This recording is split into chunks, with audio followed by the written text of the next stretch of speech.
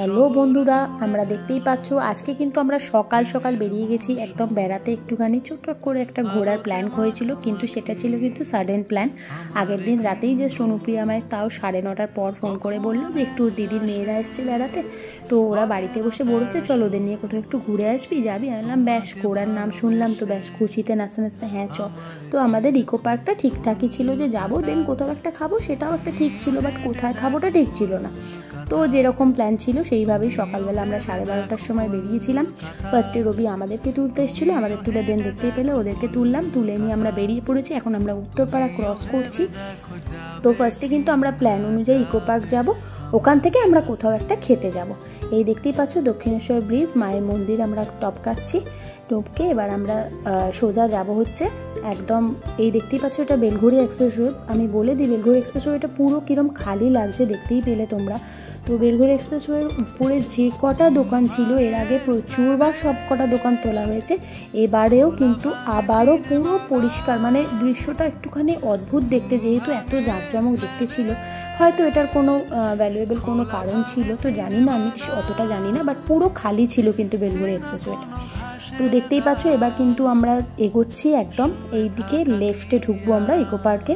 আচ্ছা এখানে বলে রাখি, আমি এটা রোজ থাকে কিনা জানি না, বাট যারা ইকো পার্ক যাবে আমি বলবো কিন্তু গাড়ি 4 হুইলার নিয়ে গেলে গাড়ির মধ্যে কিন্তু সমস্ত কাগজপত্র রাখবে, কারণ এখানে কিন্তু ভালো রকম চেকিং হয়, সেটা পলিউশন থেকে শুরু করে সব কিছু কিন্তু খুব ভালোভাবে চেকিং হচ্ছিল ওখানে। তো আমরা ওখানে সমস্ত কিছু কমপ্লিট করলাম, করে দেখতেই পাচ্ছ এই আমরা সবাই মিলে একসাথে হয়ে এবার কিন্তু আমরা গেট নাম্বার 1 দিয়ে ঢুকে পড়ছি ইকো পার্কে। এটা কিন্তু আমরা একটা হঠাৎই পেয়েছি, এই জিনিসটা হচ্ছিল আমরা আগের থেকে জানতাম না। এটা কিন্তু একটা এক্সিবিশন টাইপের, ট্রেড ফেয়ার একটা হচ্ছিল, ভীষণ সুন্দর কালেকশন ছিল কিন্তু এখানে প্রচুর প্রচুর স্টল ছিল, মানে আর সব থেকে বড় কথা হচ্ছে প্রত্যেকটা স্টল না ভীষণ সাজানো গোছানো, মানে বেশ ভালো গোছানো ব্যাপার, ভেতরটা কিন্তু দারুণ দেখতে লাগছিল আর খুব কালারফুল লাগছিল, কারণ যে প্রচুর আইটেম ছিল, মানে একই আইটেম অনেক নয়, সব কিন্তু ভ্যারাইটি ছিল প্রচুর স্টলে।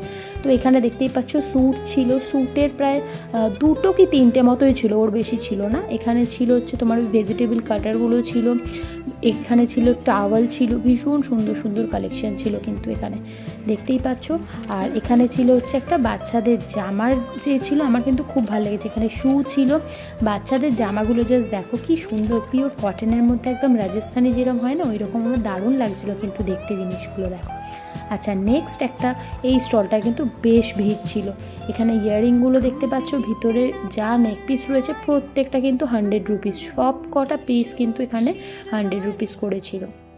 এই অক্সিডাইজ জুয়েলারিগুলো কিন্তু আমরা নিউ মার্কেটেও প্রচুর দেখেছি, অনেকেই দেখেছি, বাট এখানে কিন্তু আমার 100 রুপিসের একটা ইউনিক লাগলো, যেটা এই ইয়াররিংগুলো দেখো, এগুলো কিন্তু ভীষণ সুন্দর দেখতে, দেখো মানে 100 রুপিস হিসাবে ভীষণ ইউনিক কালেকশানগুলো, কিন্তু চিলি বিটসের কালেকশান ছিল, এগুলো কিন্তু তোমরা ওয়েস্টার্নের সাথে বা ড্রেসের সাথে ক্যারি করতে পারো।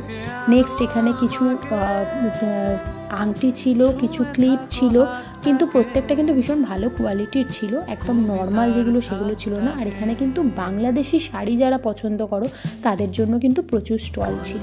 আর এটা ছিল হচ্ছে ড্রাই ফ্রুটের, ভীষণ সুন্দর দেখো, একদম মিক্স ছিল, তোমরা যদি আলাদা আলাদা নিতে চাও সেরকমও পেয়ে যাবে। আচ্ছা নেক্সট আমরা কিছু পাঁপড় টাপড় নিলাম, নিয়ে কিন্তু এবার আমরা ঢুকে পড়েছি ইকো পার্কের ভিতর। আচ্ছা ইকো পার্কটা কিন্তু আমরা খুব বেশি ঘুরে দেখাবো না, কারণ আমাদের প্ল্যানটা এটাই ছিল যে ভিতরে ঢুকে খুব বেশি হাঁটাহাঁটি করবো না, শীতকালে যেমন হয় না একটু কোথাও গিয়ে একটু রোদ পোয়ানো একটু ভাল লাগে, তো আমরা কিন্তু সেই ব্যাপারটা ফিল করতেই গেছিলাম ইকো পার্ক। তো যেরকমটা ভেবে গেছি সেই রকমটাই জাস্ট ঢুকেছি, ঢুকে একটু ফটো টটো তুলে নিয়েছি, তুলে নিয়ে কিন্তু আমরা একটা খালি জায়গা দেখে আমরা বসে বেশ খানিকটা গল্প মজা একটু ইয়ার্কি ঠাট্টা করে তারপর ওখান থেকে আমরা উঠে পড়ার প্ল্যানেই ছিলাম, ঠিক সেই রকমই।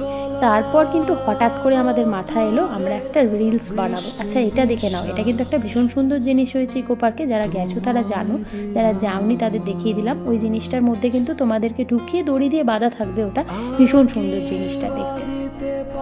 আচ্ছা, নেক্সট দেখে নাও, আমরা একটুখানি প্ল্যান করে একটা রিলস বানিয়েছিলাম ওখানে।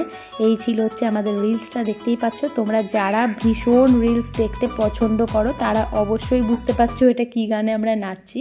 তো কমপ্লিট সব বেরিয়ে পড়েছি আমরা, আবার গেট নাম্বার 1 দিয়ে আবার বেরিয়ে পড়ে এবার আমরা গাড়িতে উঠে যাচ্ছি। প্রচণ্ড খিদে পেয়েছে, কারণ সত্যি কথা বলতে কি ইকো পার্কের ভিতরে প্রত্যেকটা খাবার না একটু কস্টলি হয়। তো আমরা সেই হিসাবে ভেবেছিলাম একটু জাস্ট হালকা কিছু খাবো, বেরিয়ে চা খেয়ে এবার আমরা কোনো একটা ধাবায় যাবো, গিয়ে খেয়ে নেবো।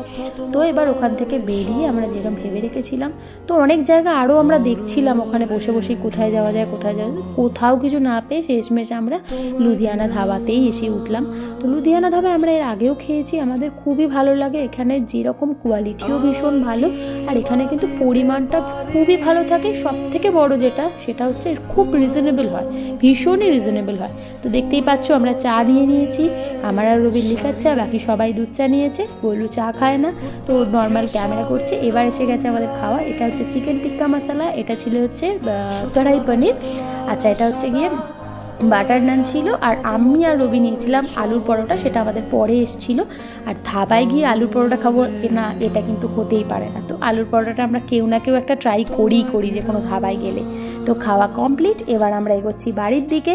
দেখতেই পাচ্ছ একদম কিন্তু টাইম মোটামুটি খুব বেশি হয়নি, ঠিকঠাকই ছিল। মোটামুটি ওই ধরো 9টা সাড়ে 9টা নাগাদ আমরা ফিরে গেছিলাম। এই উত্তরপাড়ার গেট দেখতে পাচ্ছ। আজকের মতো ব্লগ এখানেই শেষ করছি।